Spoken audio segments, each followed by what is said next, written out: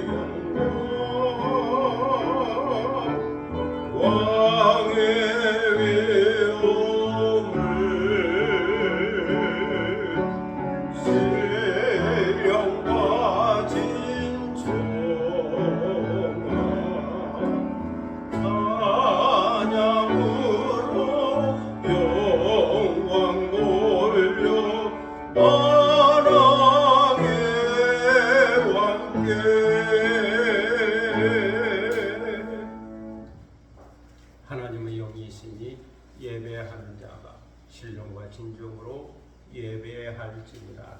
아멘.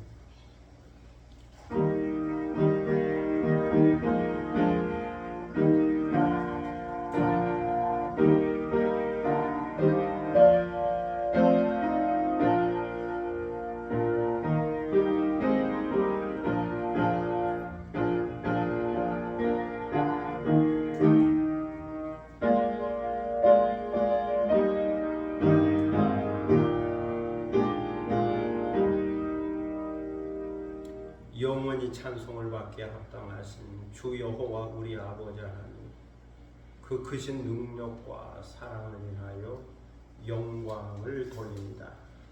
죄와 사망의 소리를 건지신 주 예수 그리스도의 구속의 은총을 길이길이 찬양하고 오늘도 우리와 함께 하시며 날마다 새롭게 하시는 성령의 교통하심을 인하여 찬송을 부릅니다. 성부, 성자, 성령께 세세 무궁토록 영광이 있을지어다. 아멘. 다 함께 일어서셔서 찬송가 90장 부르시겠습니다.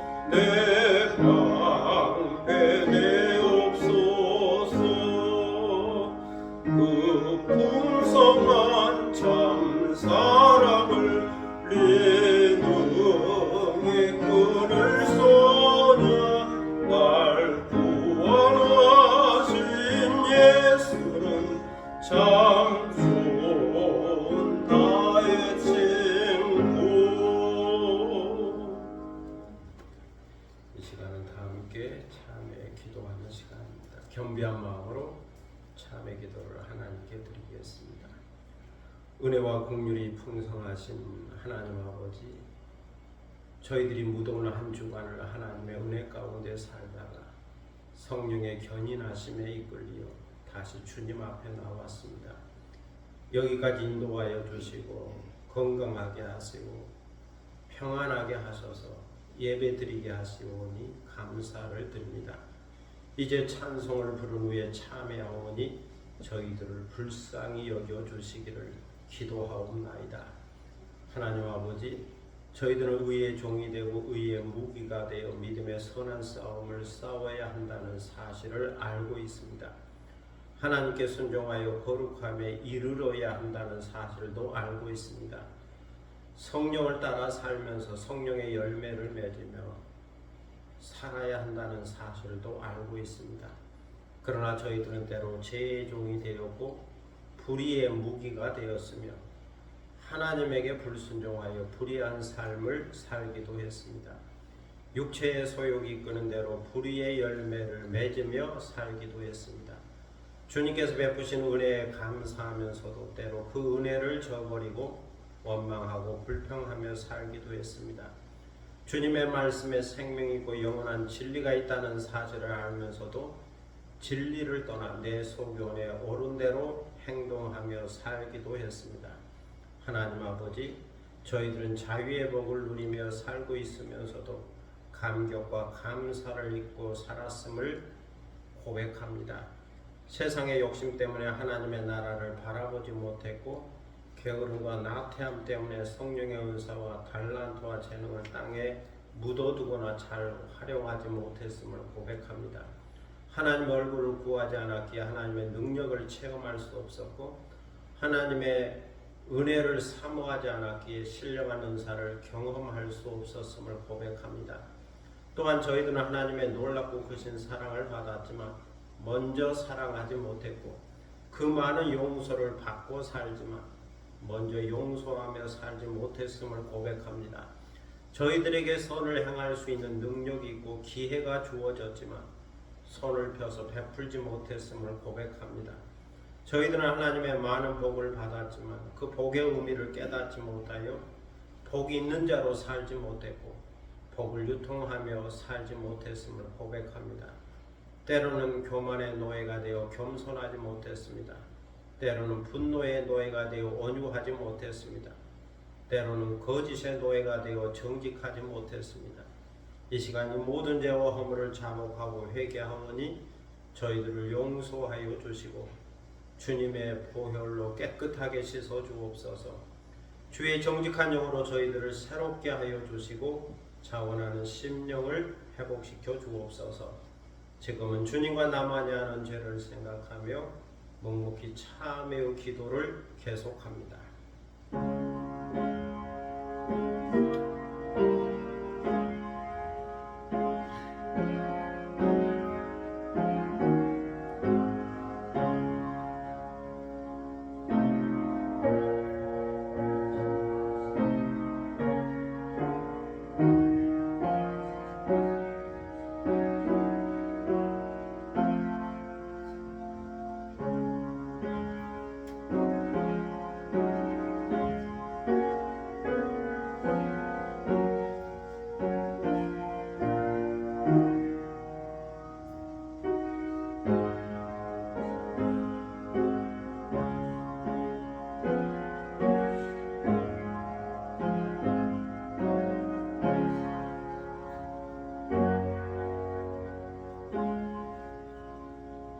여호와께서 말씀하시되 오라 우리가 서로 변론하자. 너희 죄가 주홍 같을지라도 눈과 같이 희어질 것이요 진홍같이 붉을지라도 양털같이 되리라. 그러므로 주 예수 그리스도 안에 있는 자에게는 결코 정죄함이 없느니라. 아멘. 사도신경으로 우리의 신앙을 함께 고백하겠습니다. 전능하사 천지를 만드신 하나님 아버지를 내가 믿사오며 그 외아들 우리 주 예수 그리스도를 믿사오니 이는 성령으로 잉태하사 동정녀 마리아에게 나시고 본디오 빌라도에게 고난을 받으사 십자가에 못 박혀 죽으시고 장사한 지 사흘 만에 죽은 자 가운데서 다시 살아났으며 하늘에 오르사 전능하신 하나님 우편에 앉아 계시다가 저리로서 산자와 죽은 자를 심판하러 오시리라. 성령을 믿사오며 거룩한 공예와 성도가 서로 교통하는 것과 죄를 사하여 주시는 것과 몸이 다시 사는 것과 영원히 사는 것을 믿사옵나이다. 아멘. 자리에 앉으시겠습니다. 성시교독 18번입니다. 성시교독 18번 10편 31편 말씀을 함께 교독하도록 하겠습니다.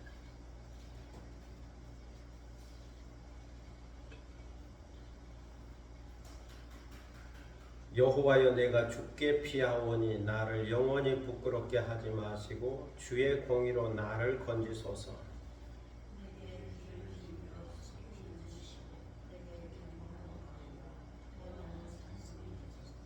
주는 나의 반석과 산성이시니 그러므로 주의 이름을 생각하셔서 나를 인도하시고 지도하소서.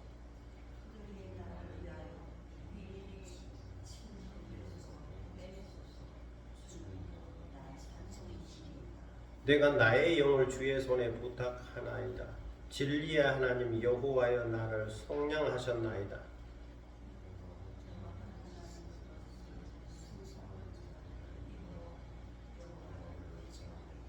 내가 주의 인자하심을 기뻐하며 즐거워할 것은 주께서 나의 고난을 보시고 환난 중에 있는 내 영혼을 아셨으며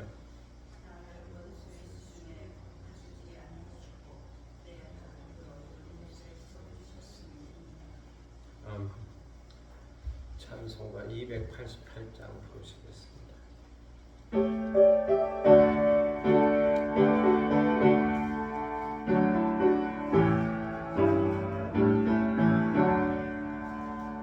예수를 너희의 구주 삼고 성령과 피로써 거듭나니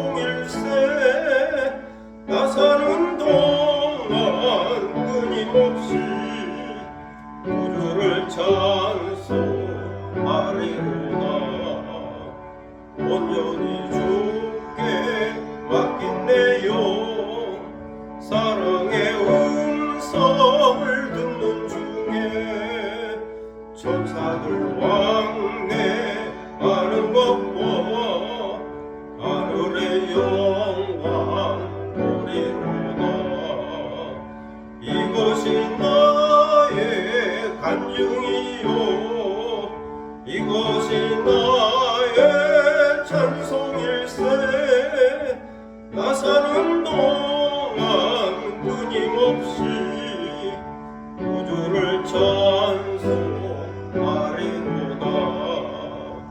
주 안에 기쁨 누림으로 마음의 풍랑이 잔잔하니 세상과 나는 간 곳 없고 구속한 주만 보이노라.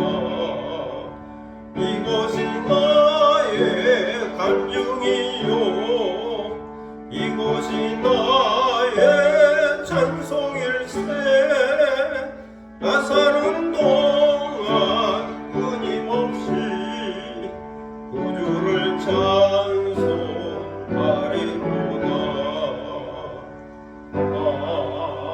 아멘.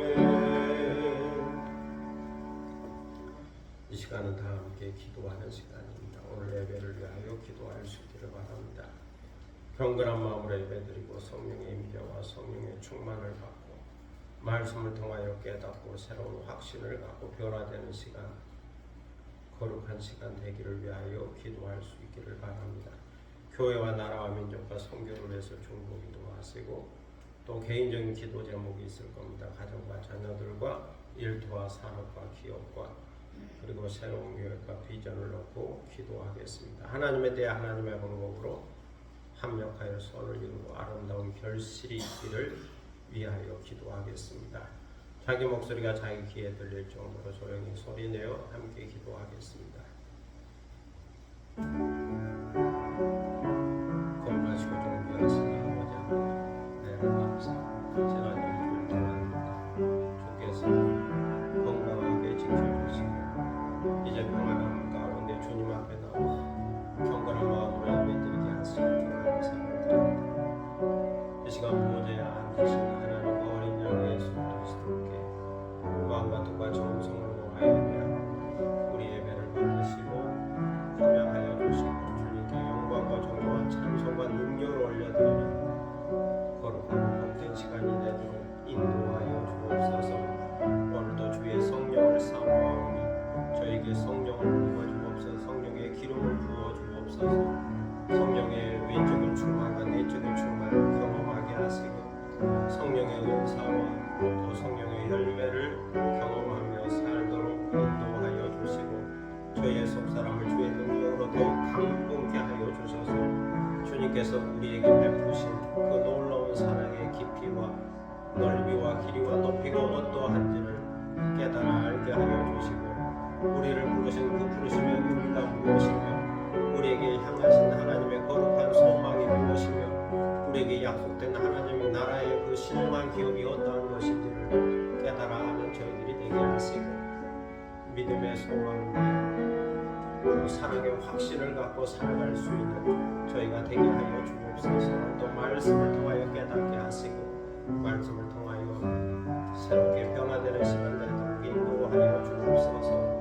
오늘도 이 교회 가운데 함께하여 주셔서 반석 위에 세워진 교회 의뢰를 기다리지 못하고 천국의 열쇠를 간직한 교회가 되게 하시고 진리의 기둥과 터가 되게 하시며 누구든지 이 교회에 와서 말씀을 듣고 응답을 받고 기도하는 은혜를 허락하여 주옵소서. 마음속에 시온의 대로가 있게 하시고 신령한 대로가 있게 하시고 은혜의 대로가 있게 하시고 기적의 대로가 있게 하시고 복의 대로가 있게 하여 주셔서 이 대로를 통하여 주께로 더욱 가까이 나가며 주님의 놀라운 은혜를 경험하며 복된 삶을 살아가도록 인도하여 주옵소서. 나라 민족 가운데도 함께 하시고 주께서 이 땅에 정의가 강물처럼 흐르게 하시고 평화가 들꽃처럼 만발하게 하시고 이 땅의 백성들이 안전하게 살아갈 수 있도록 구원의 은혜를 허락하여 주옵소서. 저 북녘도 복음화되게 하시고 주의 은혜의 빛이 임하게 하시고 세계로 어떤 선교하는 선교사들을 붙들어 주셔서 주의 나라가 임하게 하시고 주의 의가 임하게 하시고 주의 복음이 전파되고 열방이 주께로 돌아오는 귀한 역사가 있게 하여 주옵소서. 오늘도 개인적인 기도 제목을 가지고 나왔습니다. 우리의 가정과 자녀들을 기억하여 주셔서 언제나 평안하게 하시고 건강하게 하시고 자유하게 하시고 믿음으로 살게 하시고 진리 가운데 살게 하시고 말씀을 따라 살아가는 인도하여 주시고 복의 근원이 되게 하시고 축복을 유통할 수 있게 하여 주옵소서. 주어진 일터와 산업과 기업과 모든 일들이 잘 되게 하시고 형통하게 하시고 새로운 계획과 비전과 또 하고자 하는 모든 일들이 주의 은혜 가운데 합력하여 선을 이루게 하시고 좋은 결과가 있게 하시고 아름다운 결실의 열매를 거둘 수 있도록 은혜 위에 은혜를 베풀어 주시고 다른 사람에게도 선한 영향력, 긍정적인 영향력을 끼치며 살아갈 수 있도록 인도하여 주옵소서.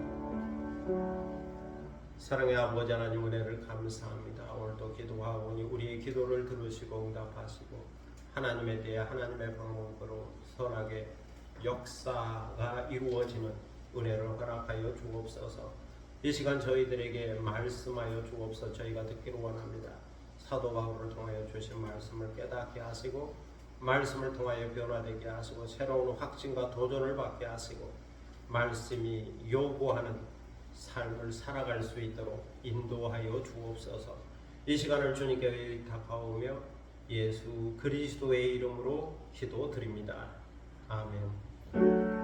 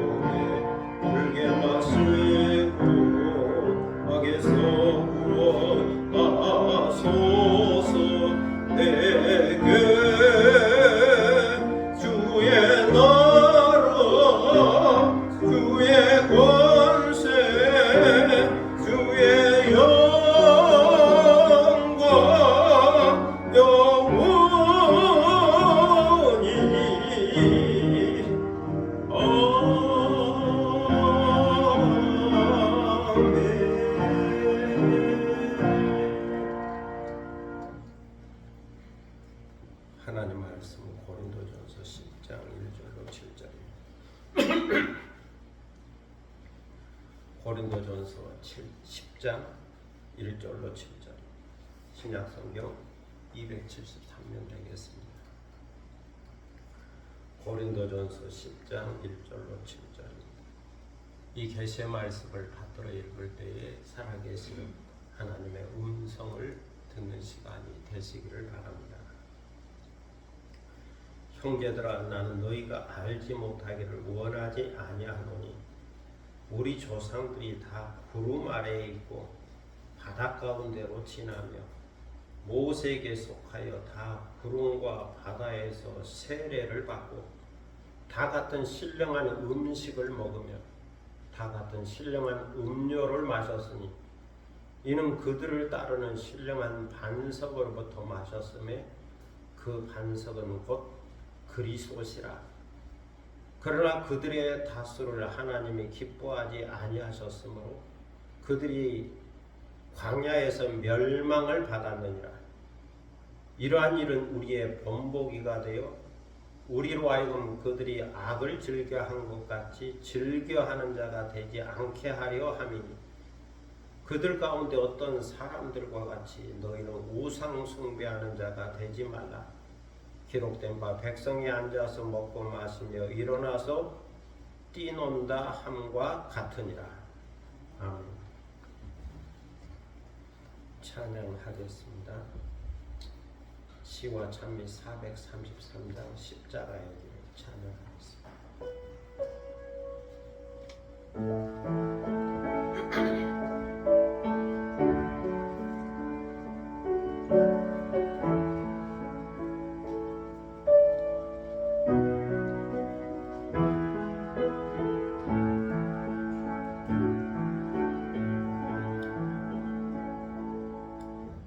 내 마음에 주를 향한 사랑이 나의 말에 주가 주신 진리로 나의 눈에 주의 눈물 채워주소서.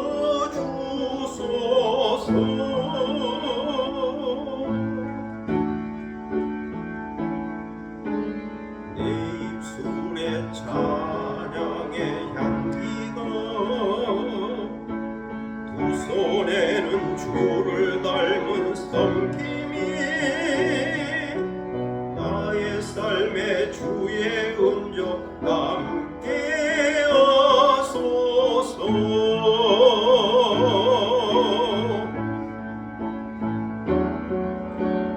하나님의 사랑이 영원히 함께하리. 십자가의 길을 걷는 자에게 순교자의 삶을 사는 이에게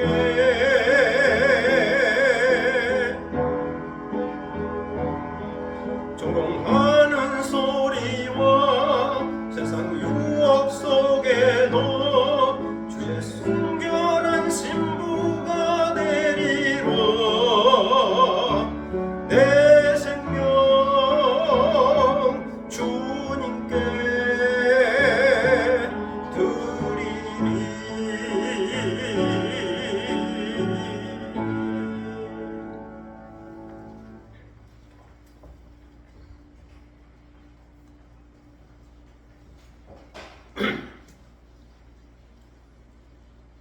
20세에 아스널 유소년 축구 클럽의 선수로 발탁되어 축구 인생을 시작한 사람이 있었습니다. 그는 23세에 벼락을 맞고 고생을 하다가 26세에 재기해서 결혼을 했습니다. 그러나 결혼 생활이 좋지 않아서 27세에 곧바로 이혼을 했고 29세에는 보증을 잘못 써서 모든 재산을 잃었습니다. 그리고 30세에는 폐암 진단을 받았죠. 그리고 32세에는 계단에서 굴러 두개골이 파열되었고 34세에는 왼손 손목에 총을 맞았습니다. 그리고 39세에는 폐암이 재발되었고 45세에 겨우 완치해서 축구 감독 생활을 했습니다. 그러다가 47세에 또다시 벼락을 맞았습니다.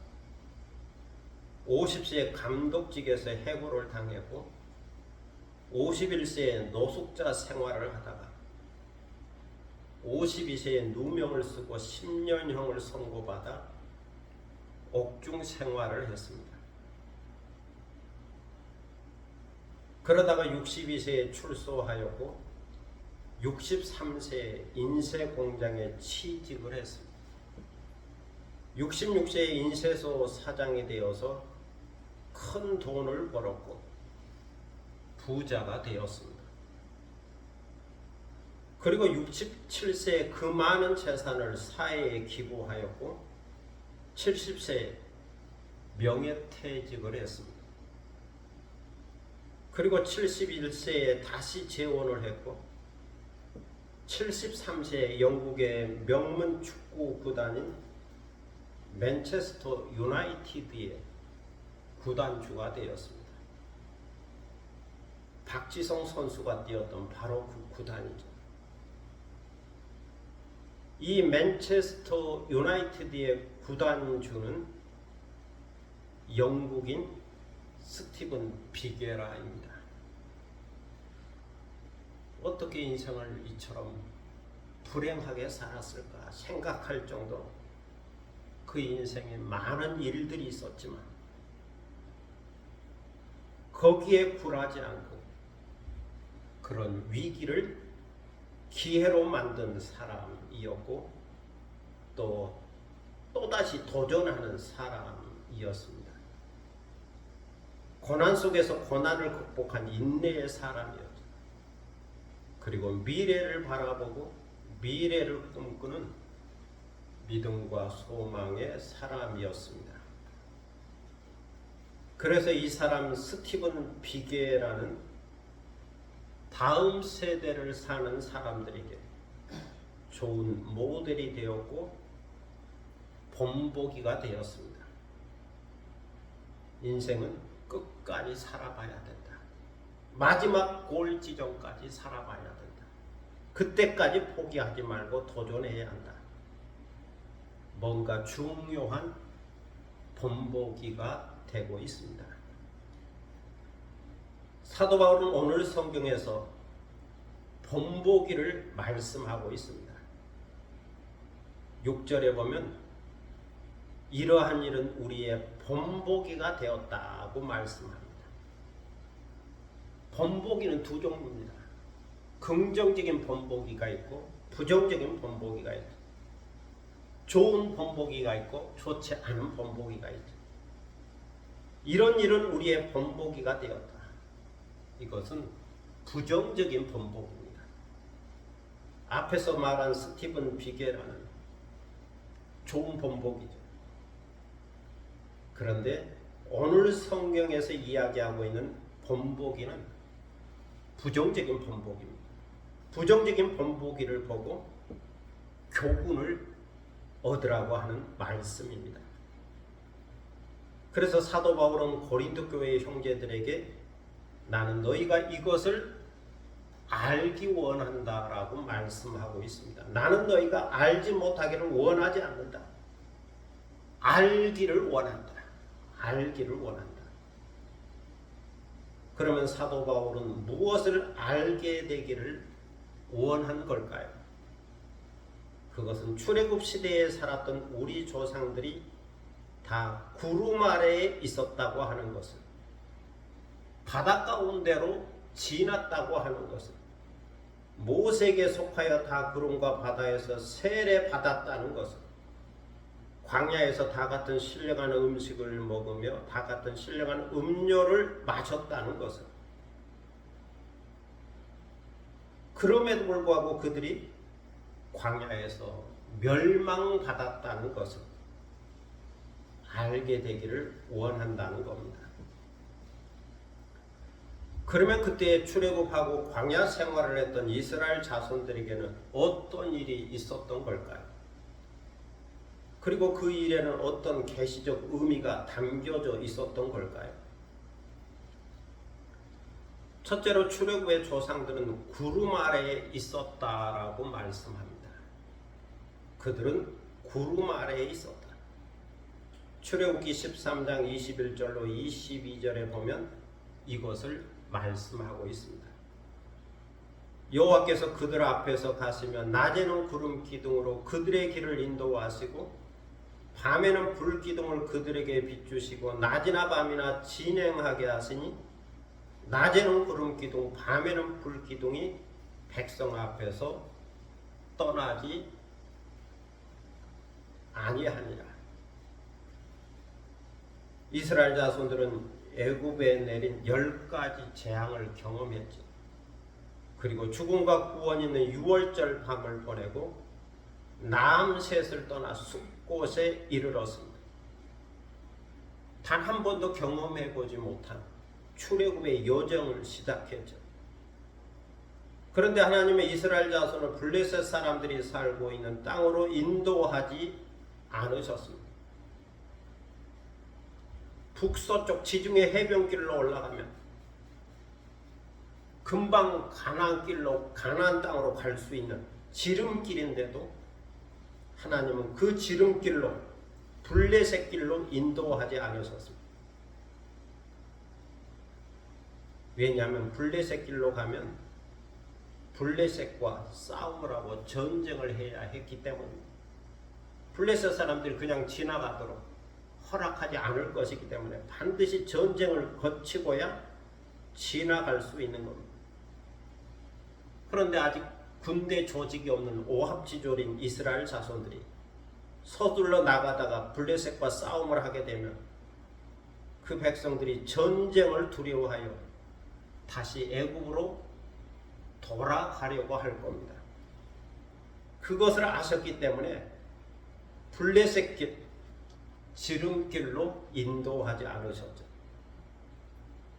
그 대신 하나님은 이스라엘 백성을 홍해 광야길로 인도하셨습니다. 홍해의 광야길은 다시 동남쪽으로 내려가는 길이기 때문에 애굽의 군대가 추격하기 쉬운 길이었습니다. 북쪽으로 올라가야 되는데, 북서쪽으로 올라가야 되는데 남동쪽으로 내려가는 길을 택했다. 거꾸로 가는 길이죠. 그리고 그 옆에는 홍해가 흐르고 있습니다. 광야길은 자연의 위험이 있고 또 그 옆에는 홍해의 바다가 앞을 가로막고 있기 때문에 건너서 사막을 거쳐 팔레스틴 가나안 땅으로 간다는 것은 쉬운 일이 아닙니다. 이스라엘 자손들이 지리를 모르니까, 지리 감각이 없어서 그냥 인도한 대로 따라간 거지. 만약에 그것이 거꾸로 가는 길이라는 걸 알았다면 큰 혼란이 있었을 겁니다. 모르니까 따라가는 거죠. 알고 보면 홍해의 광야길은 앞이 보이지 않는 막막한 길입니다. 그럼에도 불구하고 이스라엘 백성은 홍해의 광야길로 인도함을 받고 광야 끝 에담까지 가서 장막을 쳤습니다. 놀라운 것은 이때에 하나님께서 이스라엘 백성 앞에 먼저 가시면서 낮에는 구름 기둥으로 그들의 길을 인도해 주셨다는 겁니다. 그리고 밤에는 불 기둥을 그들에게 비추시고 낮이나 밤이나 진행하게 하셨다는 거죠. 지리를 모르니까 그저 구름 기둥이 인도한 대로, 불 기둥이 인도한 대로 그것을 믿고 의지하면서 따라간 거죠. 막막한 길임에도 불구하고 따라간 겁니다. 광야길에서의 구름 기둥과 불 기둥은 하나님의 인도하심과 보호하심을 의미합니다. 구름 기둥은 광야의 뜨거운 햇볕을 가려주기도 하죠. 또 불 기둥은 추운 밤을 따뜻하게 덮어주기도 하죠. 이렇게 하나님이 동행하셨다, 함께 하셨다. 이 구름 기둥과 불 기둥 가운데 하나님의 임재하심이 있다. 하나님의 은혜가 있다. 하나님의 인도하심이 있다. 그것을 보여준 거죠.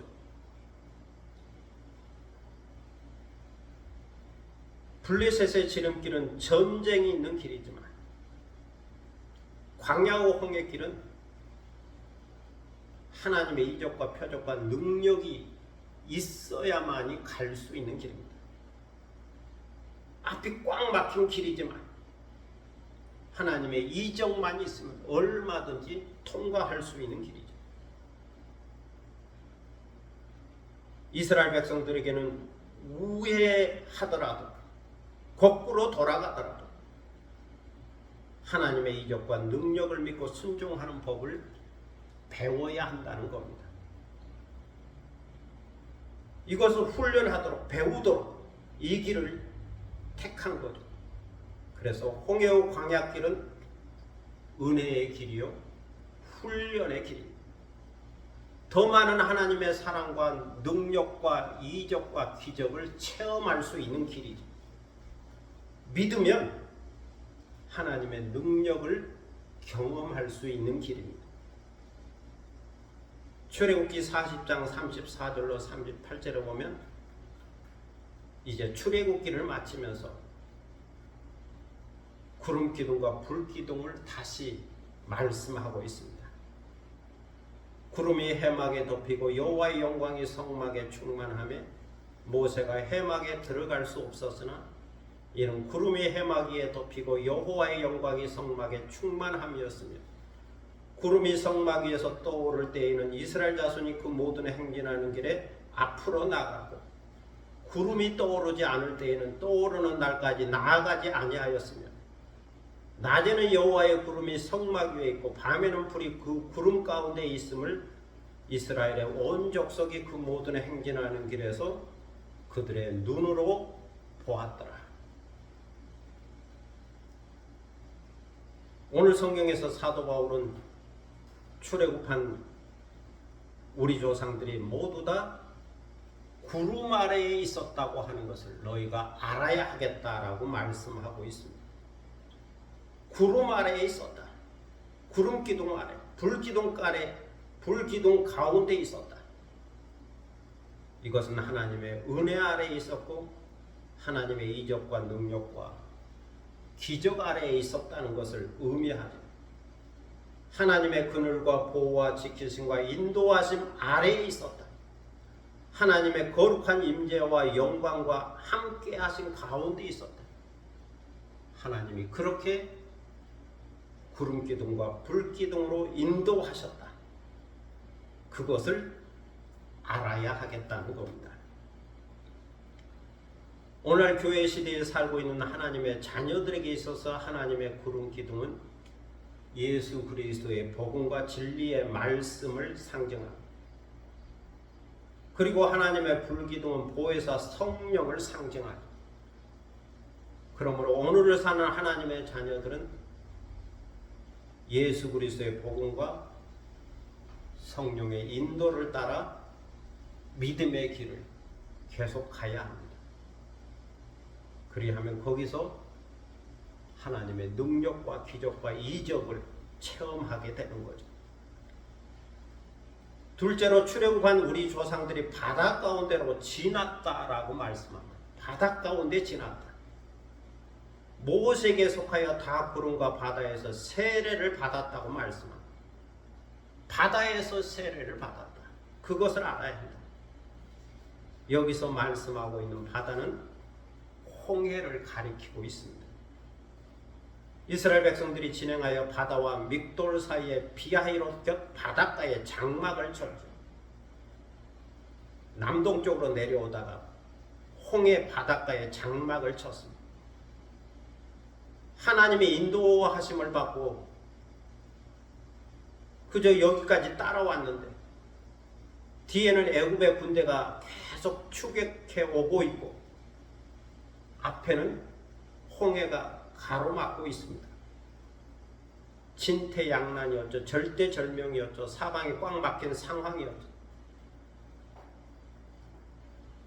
이것을 보고 이스라엘 자손들은 심히 두려워하며 부르짖었습니다. 아마도 좀 똑똑하고 지혜로운 자들은 알았을 겁니다. 이 홍해를 건너야 가나안 땅으로 갈 수 있다는 것을. 그런데 뒤에는 애국 군대가 가까이 추격해 오고 있고 앞에는 큰 홍해가 가로막고 있으니 배도 없고 이러지도 못하고 저러지도 못하는 진퇴양난이 된 거죠. 그들은 여기서 놀라게 되죠.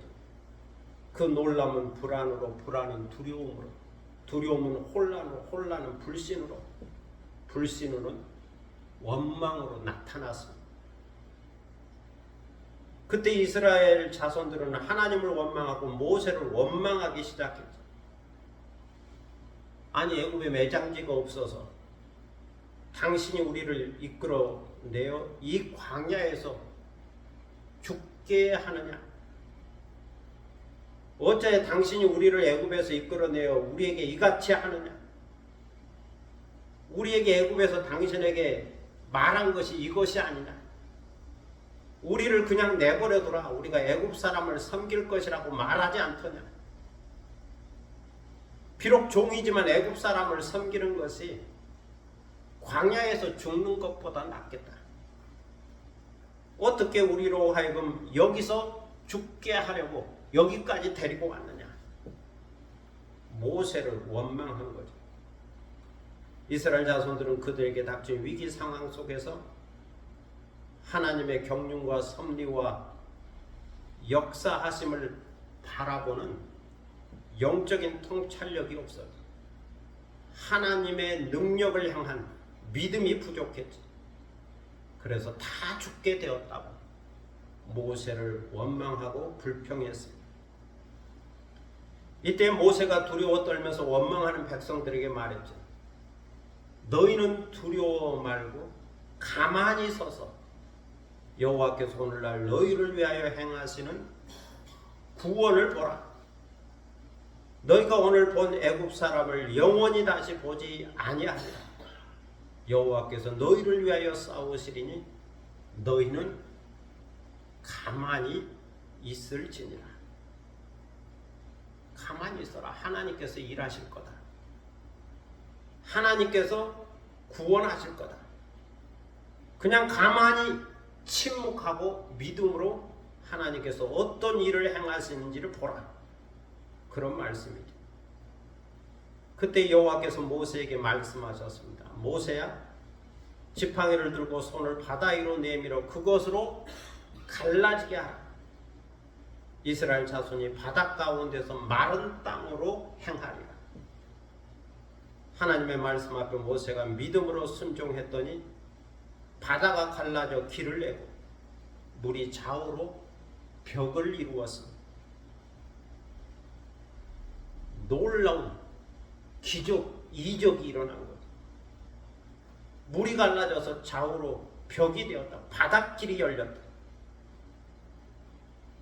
그리고 이스라엘 자손들은 바다를 마른 땅으로 건널 수 있게 되었다. 말씀하고 있습니다. 그리하여 그날의 이스라엘 자손들이 하나님의 놀라운 능력과 이적과 기적으로 애국 군대로부터 구원을 얻었다는 것. 이스라엘 자손들은 바닷길을 건너갔지만 추격해온 애국 군대는 다시 물이 합쳐져서 그 물속에 수장되고야 말았습니다. 사도 바울은 이 사건을 이야기하면서 이것을 영적으로 해석하고 있습니다. 이것은 우리 조상들이 모세에게 속하여 다 구름과 바다에서 세례를 받은 것이다. 하나님이 열어놓으신 바닷길을 통과한 것은 이 바다에서 세례를 받은 거다. 세례의 의미가 있다. 그렇게 해석하고 있습니다. 애굽에서 노예로 살았던 우리 조상들이 홍해를 육지로 건너는 사건을 통하여 세례를 받고 하나님의 백성으로 거듭났다는 이야기입니다. 우리 조상들이 바다에서 세례를 받고 종되었던 애굽의 옛 생활을 청산했다. 육적인 노예 생활에서 벗어나 이제 하나님의 백성으로 새롭게 태어났고 선민이 되었고 비로소 자유인이 되어 거듭났다는 겁니다. 애굽에서는 종이었죠. 노예였죠. 생각도 노예였고 몸도 노예였고 노예의 의식에 사로잡혀 살았죠. 그러나 이제 바다를 건너므로써 바다 세례를 통하여 자유인이 되었다. 하나님의 백성으로 다시 태어나는 자유인이 되었다. 그러므로 세례란 죄를 씻는 것과 동시에 하나님의 백성으로 다시 태어나는 것을 의미한다. 자유롭고 자유인이 되는 것을 말하는데 그런 의미에서 바다에서 세례를 받은 거다. 말씀하고 있습니다. 그리고 여기에 하나 더 덧붙이면 그리스도인의 세례의 의미를 하나 더 이야기하면 그것은 예수 그리스도와의 연합을 의미합니다.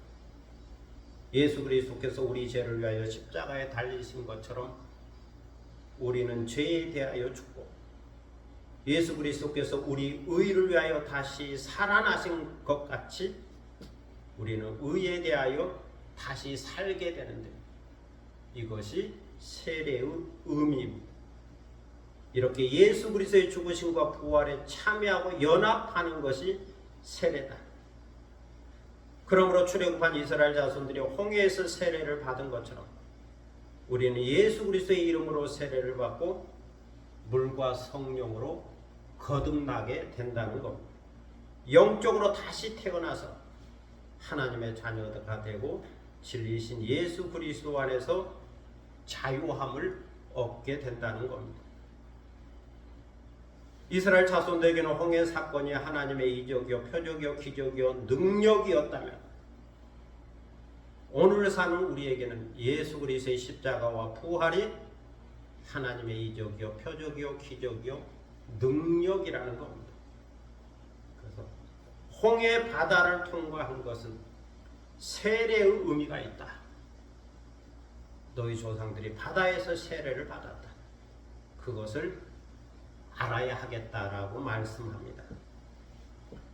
셋째로 홍해를 건넌 이스라엘 백성이 광야로 들어갔다고 말씀합니다.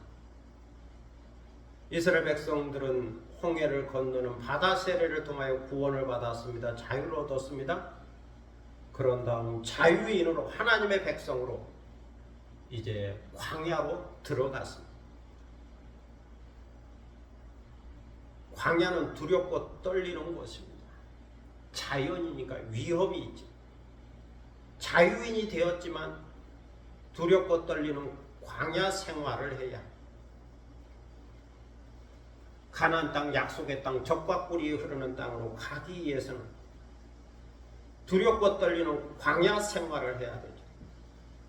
그런데 이 광야에서 40년을 살았고 그 40년은 하나님의 백성으로 거룩해지는 훈련의 기간이기도 했습니다.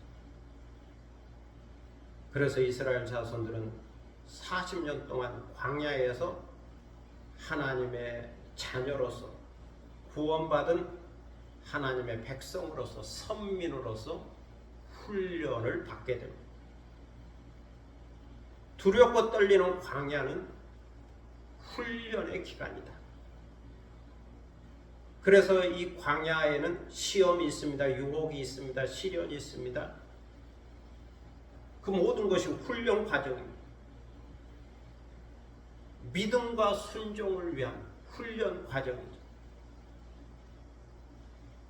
그렇지만 그 가운데 여전히 하나님의 이적이 있고 표적이 있고 기적이 있고 능력이 있고 은혜가 있습니다. 그러므로 광야는 하나님의 은혜를 믿고 능력을 믿고 사는 곳이죠. 하나님의 능력을 믿으면 얼마든지 광야를 살 수 있고 광야를 통과할 수 있죠. 하나님의 이적과 기적과 능력과 지혜와 사랑을 믿으면서 하루하루를 살고 이 광야를 통과하는 겁니다. 그렇게 믿음과 순종으로 살다가 요단강을 건너서 약속의 땅으로 젖과 꿀이 흐르는 땅으로 들어가게 되는 겁니다. 믿음과 순종의 훈련, 시험과 유혹과 시련과 고통이 있지만 그것은 믿음과 순종을 위한 훈련이다. 믿고 순종하면 요단강을 건너 약속의 땅으로 들어가지만 믿음에서 실패하고 순종에서 실패하면 들어가지 못한다. 광야에서 모두 다 멸망하게 된다는 겁니다. 그것을 가르쳐 주고 있죠. 사도 바울은 우리 조상들이 광야에서 하나님의 은혜로 신령한 음식을 먹었다라고 말씀합니다. 광야에서는 농사를 지을 수 없죠. 그래서 음식이 없는 겁니다. 또 계속 텐트를 치면서 이동해야 되기 때문에 농사를 지을 수도 없고 광야이니까 과일나무 하나 심을 수도 없고 그저 그들이 데리고 나온 양과 동물들이 있었겠지만 뭐 그것을 다 잡아먹을 수는 없죠. 미래를 위해서 남겨놓아야 하겠죠. 뭐 젖을 짜서 먹을 수는 있겠으나 그것으로 충분한 양식은 되지 못했습니다. 그래서 그 대신 하나님께서 은혜로 주신 신령한 음식을 먹었다. 그것은 하나님이 하늘로부터 내려주신 만나요, 메추라기죠. 하나님이 만나를 주셔서 그 만나를 양식으로 삼았다 하는 거예요. 또한 신령한 음료를 마셨다고 말합니다. 광야에 샘물이 없습니다. 물이 없습니다. 40년을 살아야 되는데 물이 없습니다. 그러자 하나님께서 반석을 열어서, 바위를 열어서 신령한 물을 주셨다 하는 거죠. 지금도 그 페트라라고 하는 곳에 가보면 모세 때에 반석을 열어 물을 주셨다고 하는 그 샘물이 지금도 솟아나오고 있다. 그런 전설이 있습니다. 모세 때에 반석에서 주신 물인데 지금도 그 물이 흐르고 있다. 그 오랜 역사 속에 반석에서 물이 나온다. 바위에서 물이 나온다. 이 신령한 음식도 하나님께서 내려주신 기적이고 반석에서 주신 신령한 음료 물도 하나님이 내려주신 기적입니다. 하나님을 믿으면 기적과 능력이 있는 거죠. 그러면 얼마든지 광야에서 살 수 있는 겁니다. 사도 바울은 이 반석을 가리켜 그리스도라고 새로운 영적 해석을 하고 있습니다. 반석은 예수 그리스도를 상징한다. 구약의 반석은 신약의 예수 그리스도다. 구약의 출애굽 백성들은 반석에서 신령한 물을 마셨다. 신령한 음식인 만나와 메추라기를 먹었다. 이처럼 신약의 하나님의 자녀들은 반석이신 예수 그리스도를 통하여 신령한 생명수를 마신다는 것. 생명의 떡이신 예수 그리스도를 통하여 생명의 말씀을 먹는다는 거죠. 그래서 구약의 반석은 신약의 예수 그리스도를 가리킨다. 구약의 신령한 음식에 만나는 말씀으로서의 예수 그리스도를 가리킨다. 구약의 신령한 음료인 생수는 생명수로서의 예수 그리스도를 가리킨다. 두렵고 떨린 광야에서는 하나님 주신 신령한 음식과 신령한 음료를 마셔야 살 수 있는 겁니다. 구원을 얻고 생명을 얻어서 약속의 땅으로 들어갈 수 있는 거죠. 이처럼 오늘날의 성도는 신령한 음식이요 신령한 음료이신 예수를 그리스도를 먹고 마셔야 영적으로 살 수 있는 거죠. 다시 말해서 예수 그리스도를 믿어야, 예수 그리스도를 믿고 마음속에 영접해야, 예수 그리스도가 반석이라는 사실을 믿고 예수 그리스도가 생명수라는 사실을 믿고 예수 그리스도가 생명의 떡이라는 사실을 믿고 그 믿음으로 구원을 얻고 저 천국으로 들어갈 수 있다는 겁니다. 구약의 반석은 신약의 예수 그리스도다. 신약 백성들은 예수 그리스도를 믿어야 한다 하는 거죠. 그런데 5절에 보면 광야에서 하나님이 기뻐하시지 않은 자들이 있었다고 말씀합니다. 이 두렵고 떨린 광야에서 하나님께서 기뻐하지 않는 자들이 있었다. 그래서 그들은 광야에서 멸망을 받았다라고 말씀합니다. 하나님이 기뻐하지 않는 자들은 광야에서 멸망을 받았다. 이들에게는 믿음과 순종이 없었다. 하나님을 거역하고 불평했다. 원망했다. 그런 거죠. 사도 바울은 우리 조상들이 광야에서 멸망하는 것을 깊이 생각하면서 이 광야 사건을 거울로 삼고 본보기로 삼고 교훈으로 삼으라고 말씀하고 있습니다. 그래서 광야는, 우리 조상들의 광야는, 출애굽 백성들의 광야는 우리의 본보기다. 광야에서 우리 조상들이 악을 즐겨한 것 같이 즐겨하는 자가 되지 않도록 하기 위하여 이것을 우리에게 본으로 보여주신 것이다. 시범 케이스로 보여주신 거다. 그러니 이것을 교훈으로 삼고 이것을 잊지 말아야 된다고 말씀하고 있습니다. 그러면 이스라엘 자손이 광야에서 즐겨한 악이란 무엇일까요? 하나님 보시기에 선하지 않고 기뻐하시지 않는 것은 무엇일까요? 그들은 무엇 때문에 광야에서 멸망하게 되는 걸까요? 하나님의 능력을 믿고 순종하면 얼마든지 광야를 통과하고 약속의 땅에 들어갈 수 있는 건데, 젖과 꿀이 흐르는 땅에 들어가게 되는데 어찌하여 그들은 믿고 순종하지 않아 멸망하게 된 걸까요? 광야의 이스라엘 백성들이 즐겨한 악, 사도 바울은 그것을 4가지로 말씀하고 있습니다. 광야의 우리 조상들에게는 4가지 악이 있었다. 하나님을 거역하는, 하나님을 진노하게 만드는 4가지 악함이 있었다.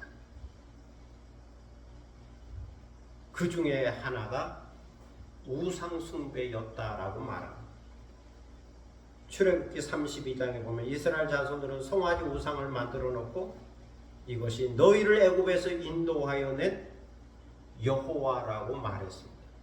송아지 금우상을 만들어 놓고 이것이 너희를 애굽에서 인도해낸 여호와다. 그리고는 그 금우상 앞에서 먹고 마시며 일어나 춤추며 뛰어놀았습니다.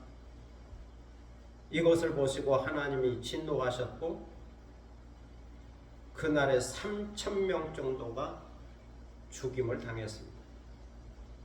하나님의 편에 선 자는 내게로 오라. 모세가 말했더니 내 자손들이 모세에게로 왔죠. 모세가 내 자손들에게 너희들이 가서 그 무상을 만들고 여기에 적극 참여한 자를 죽이라, 사륙하라. 형제가 형제를 죽이는 거지만 사륙하라 했더니 그날에 모세의 명을 받고 3,000명 정도를 죽인 거죠. 그러자 하나님의 진노가 그친 거죠. 모두 다 죽어야 하지만 3,000명이 시범 케이스로 대신 죽은 거죠. 그 사건을 이야기하면서 그들처럼 우상 숭배하는 자가 되지 말라고 말씀합니다. 4가지인데 오늘은 하나, 우상 숭배에 대해서 말씀을 했고 다음 시간에 나머지 3가지 더 이야기하겠습니다. 성도 여러분, 이것은 본복입니다. 부정적인 본복이죠. 출애굽한 이스라엘 자손들이 광야에서 우상 숭배하다가 멸망한 것이 본복이다. 부정적인 본복이다. 그들은 구름 기둥과 불 기둥의 인도를 받았습니다. 구름과 바다에서 세례를 받았습니다. 광야에서 신령한 음식과 신령한 음료를 먹고 마셨습니다. 하나님을 믿고 의지하면, 순종하면 얼마든지 이적과 능력 가운데 살고 광야를 통과하고 가나안 땅에 들어갈 수 있는데 우상 숭배하다가 멸망한 거죠. 불평하고 원망하다가 멸망한 거죠. 하나님을 믿지 않고 거역하다가 멸망한 겁니다. 사실 한 달이면 애굽에서 가나안 땅까지 들어갈 수 있는 길입니다. 그냥 걸어가면, 거칠 것 없이 걸어가면 한 달이면 걸어갈 수 있는데 하나님을 의심하고 불신하고 거역했기 때문에, 우상숭배했기 때문에, 원망하고 불평했기 때문에 40년을 광야 생활을 한 것이고, 그 40년 동안 출애굽의 1세대는 다 죽은 거죠. 그래서 약속의 땅은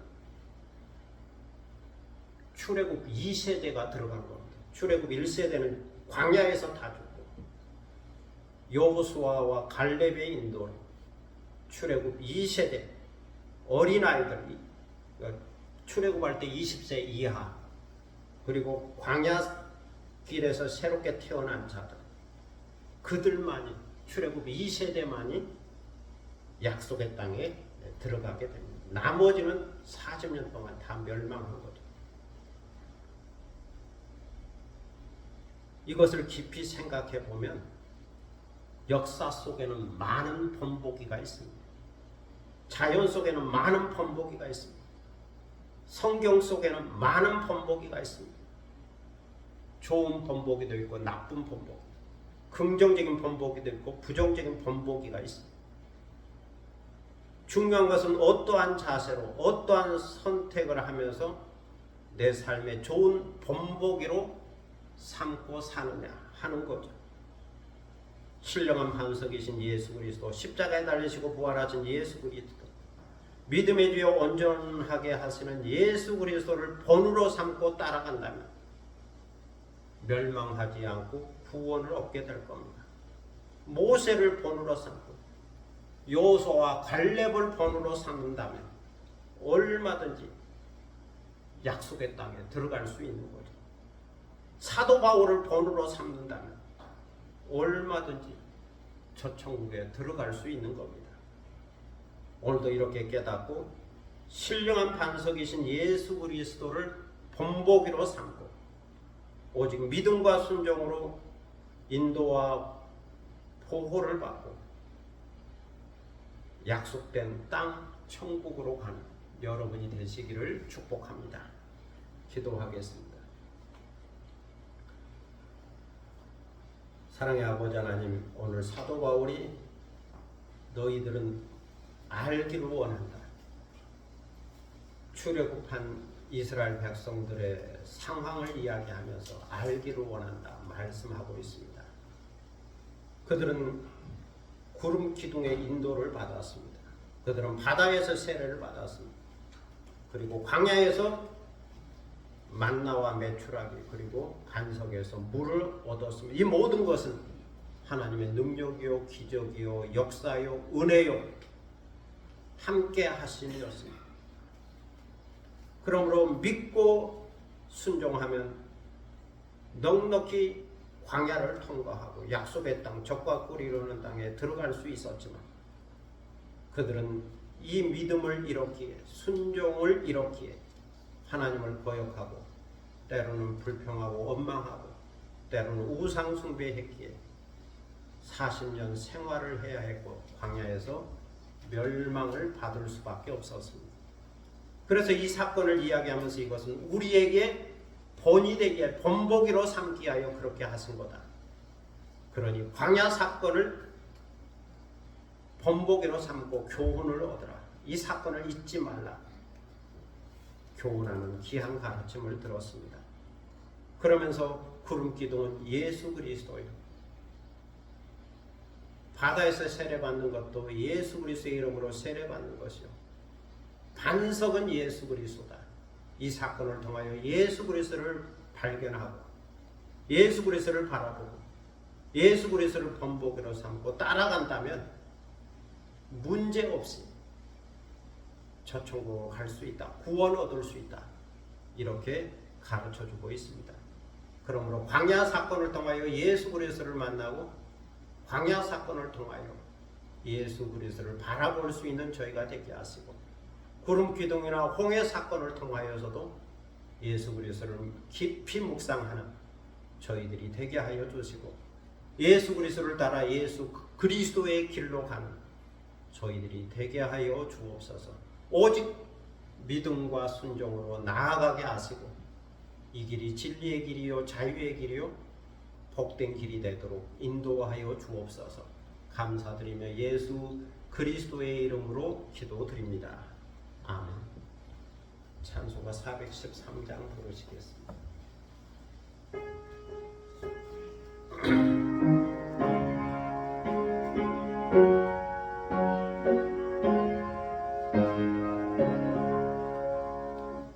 내 평생에 가는 길 순탄하여 늘 잔잔한 밤 같은지 금풍 바람 어섭고 어렵든지 나의 영혼은 늘 변하다. 내 영혼 평안해. 내 영혼 내 영혼 평안해. 저막에는 노래를 삼키려고 예벌레고 달려와도 주 예수는 우리의 대장되니 끝내 싸워서 이기리라. 내 영혼 평안해. 내 영혼 내 영혼 평안해. 내 죄은 죄 좀비 같더라도 주 예수께 따르며 그 십자가 배로써 아시스사 인눈보다도 정어리라. 내 영혼 평안해. 내 영혼 내 영혼 평안해. 저 공중에 구름이 일어나며 끝나버리 울릴 때에 주 오셔서 세상을 심판해도 나의 영혼은 겁없으리. 내 영혼 평안해. 내 영혼 내 영혼 평안해. 다 함께 일어서셔서 630장 부르심으로 하나님을 봉헌하겠습니다.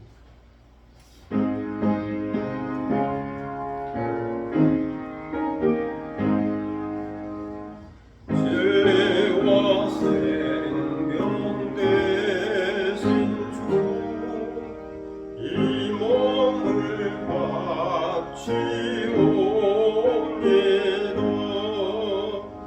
믿음과 소망 사랑에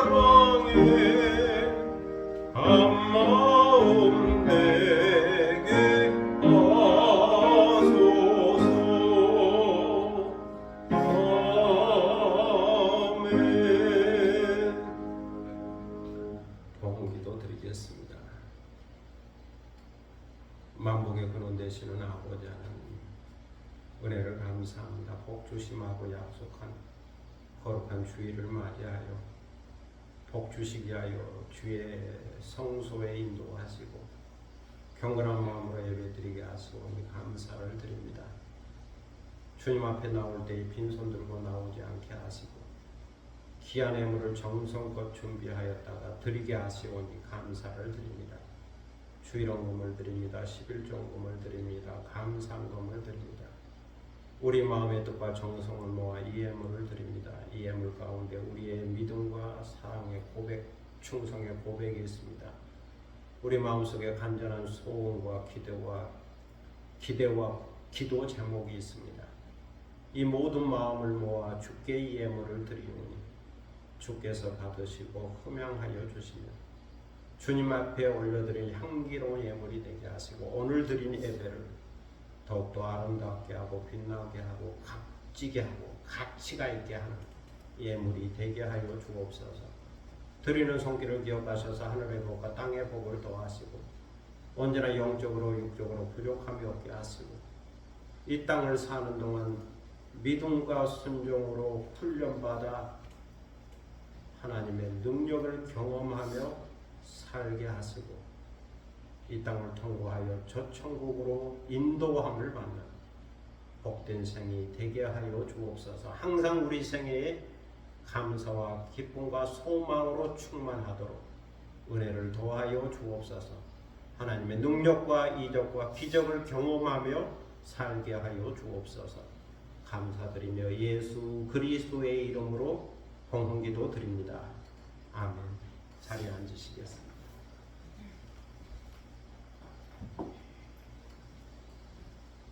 교회 소식 시간인데 옆에 계신 분과 또 앞에 계신 분과 함께 인사를 나눌 수 있기를 바랍니다. 교회 오신 것으로 환영합니다. 감사합니다. 오늘은 8월 첫째 주일입니다. 주님의 은혜와 평안이 늘 함께 하시길 바랍니다. 새벽을 깨고 주의 인자한 말씀을 들을 수 있기를 바랍니다. 새벽에 교회에 나오지 않더라도 새벽 묵상 말씀을 낮 시간이라도 밤 시간이라도 말씀들을 살펴보고 또 묵상하고 기도할 수 있기를 바랍니다. 항상 기도하고 쉬지 말고 기도하고 범사에 감사하며 사는 성도들이 될 수 있기를 바랍니다. 시 한 편 낭송하겠습니다.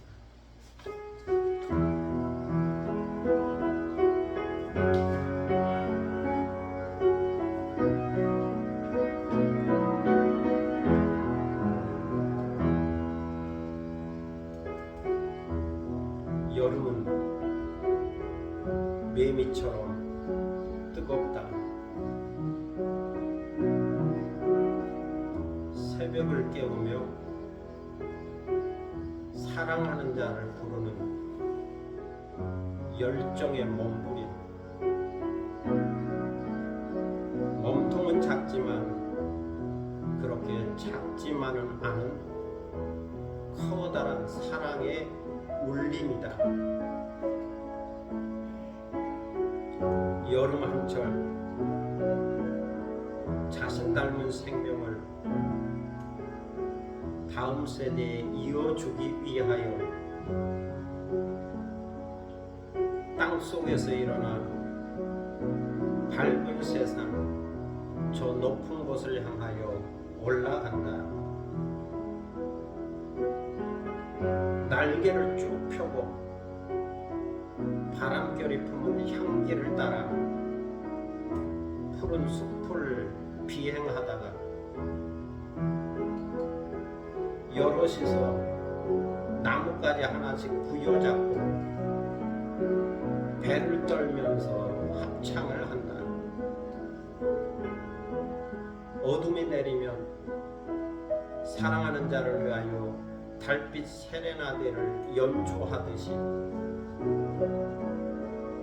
이 밤이 지나가기 전에 저 뜨거운 여름의 함성처럼 진실한 사랑 하나 간직하고 싶다. 네, 지금도 들리는 저 매미의 소리, 저 소리를 들으면서 무슨 생각을 하시나요? 저는 이런 생각을 했습니다. 이제 다 함께 일어서셔서 부흥 시와 찬미 540장 부흥 찬양하겠습니다.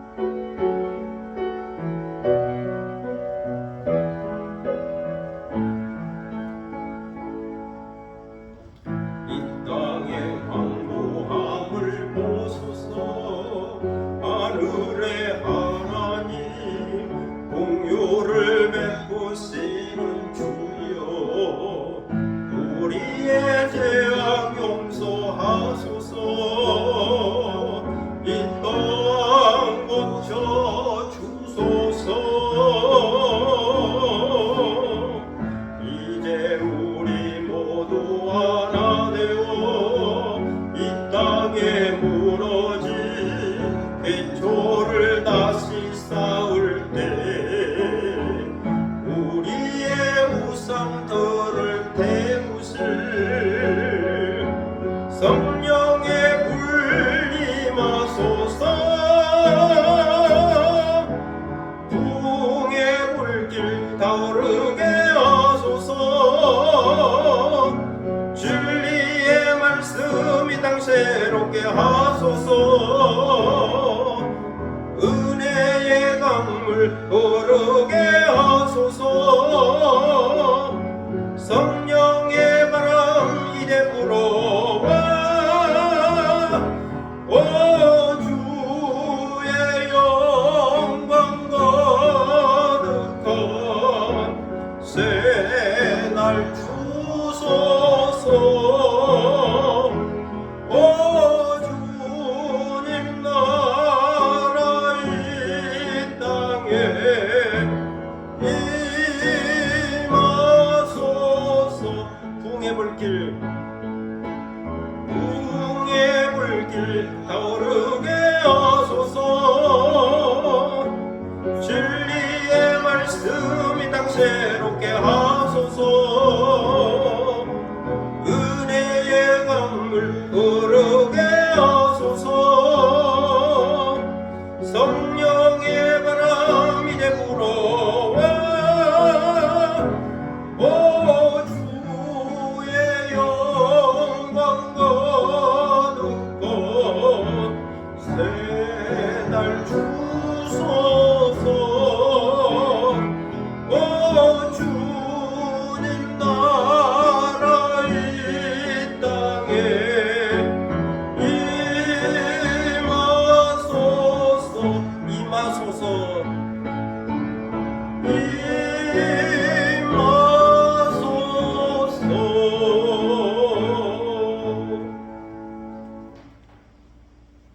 지금은 주 예수 그리스도의 무한하신 은혜와 아버지 하나님의 극진하신 사랑과 성령의 감동과 교통하심과 충만케 하심 구름과 바다와 광야에서 하나님의 능력을 믿으며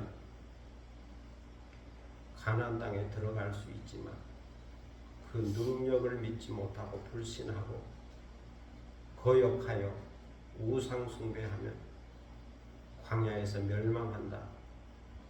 이 사건을 통하여 본보기로 삼고 교훈을 삼고 오직 믿음과 순종으로 하나님의 능력을 경험하며 살기 원하는 사랑하는 모든 믿음의 권속들을 머리 위에와 그리고 이 교회 위에 지금부터 영원토록 함께 하시기를 간절히 축원하옵나이다.